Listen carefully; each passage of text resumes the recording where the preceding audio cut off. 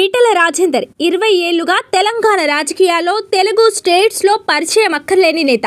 2 దశాబ్దాలుగా పొలిటికల్ గా time light లో ఉంటూ వచ్చిన ఆయన ఇప్పుడు సైలెంట్ గా అయిపోయారన్న టాక్ వినిపిస్తోంది. ప్రస్తుతం బీజేపీలో ఉన్న ఆయన ఆ పార్టీ రాష్ట్ర అధ్యక్ష బాధ్యతలు చేపట్టాలనుకుంటున్నారు. అందుకోసం కేంద్ర హోంశాఖ మంత్రి అమిత్ షాతో ఉన్న సాన్నిహిత్యంతో ప్రయత్నాలు కూడా చేశారు. ఈటెలకు రాష్ట్ర రథసారథి పగ్గాలు అప్పగించేందుకు బీజేపీ అధిష్టానం కూడా ఒకానొక టైంలో గ్రీన్ సిగ్నల్ ఇచ్చిందట. కిషన్ రెడ్డి స్థానంలో ఈటెల రాజేందర్ ను స్టేట్ ప్రెసిడెంట్ చేయడం ఖాయమన్న ప్రచారం కూడా అప్పట్లో జోరుగా సాగింది. ఇప్పుడు కూడా రాష్ట్ర అధ్యక్ష పదవి రేసులో ఈటెల రాజేందర్ పేరు వినిపిస్తోంది. అయితే ఈటెల రాజేందర్ రాష్ట్ర అధ్యక్షుడు అయ్యేందుకు ఎన్నో ఈక్వేషన్స్ అడ్డొస్తున్నాయట. ఆయన వామపక్ష భావజాలం ఉన్న పీడీఎస్యూ నుంచి వచ్చిన నేత కావడంతో రాష్ట్ర బీజేపీలో కొందరు ఆయనకు రాష్ట్ర పగ్గాలు దక్కకుండా అడ్డుకుంటున్నారన్న ప్రచారం జరుగుతోంది. ఈటెలను స్టేట్ ప్రెసిడెంట్ చేస్తే తప్పుడు సంకేతాలు వెళ్తాయని, పార్టీ క్యాడర్ సహకరించే పరిస్థితి ఉండదని పలువురు బీజేపీ నేతలు అడ్డుపుల్లలు వేస్తున్నారట. అందుకు కారణం ఆయనకు ఆర్ఎస్ఎస్ బ్యాక్గ్రౌండ్ లేకపోవడమేనట. అంతేకాదు బీజేపీలో చేరిన తర్వాత కూడా ఈటెల పార్టీ భావజాలాన్ని పూర్తిగా పుణికిపుచ్చుకోవడం లేదని, సొంత ఎదుగుదల కోసమే ప్రయత్నం చేస్తున్నారని అధిష్టానం పెద్దలకు కొందరు ఫిర్యాదులు చేశారట. దీంతో భగవంతుడు కరుణించినా పూజారి వరం ఇవ్వడం లేదన్న పరిస్థితిని ఫేస్ చేస్తున్నారట ఈటెల. బీజేపీ పెద్దలు తనను అధ్యక్షుని చేసేందుకు సిద్ధంగా ఉన్న రాష్ట్ర నేతలు అడ్డుకుంటున్నారని అసంతృప్తి వ్యక్తం చేస్తున్నారట. అందుకే కొన్ని రోజులుగా సైలెంట్ గా ఉంటున్నారట ఈటెల. పార్టీ ఆఫీస్ కు కూడా అంతంత మాత్రంగానే వస్తున్నారట. వామపక్ష భావజాలం ఉన్న ఆర్ఎస్యూ నుంచి ప్రస్థానం ప్రారంభించి బీఆర్ఎస్ పార్టీలో తెలంగాణ ఉద్యమం తన వంతు పోషించారు ఈటెల.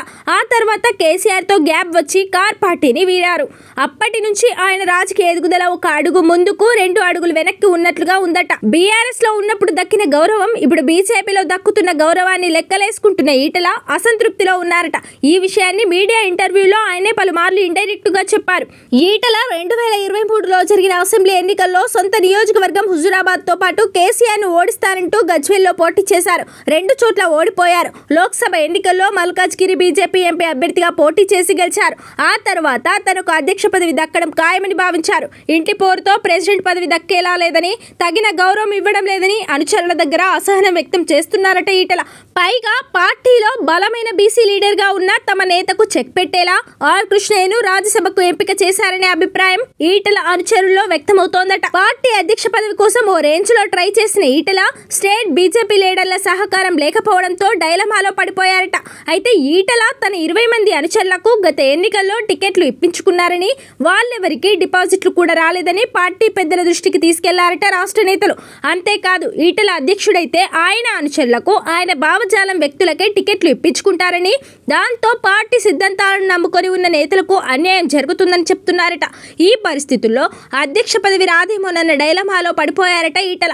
అందుకే గమ్మున ఆయన పని ఆయన చేసుకుంటున్నారట. బీఆర్ఎస్ కు కాంగ్రెస్ కు వ్యతిరేకంగా ఎంత పోరాడినా, పార్టీ పటిష్టత కోసం శ్రమిస్తున్నా ఫలితం లేదని అసంతృప్తి వ్యక్తం చేస్తున్నారట. ఈ నేపథ్యంలో ఈటెల రాజకీయ అడుగులు ఎటువైపు పడతాయనేది చర్చనీయాంశంగా మారింది.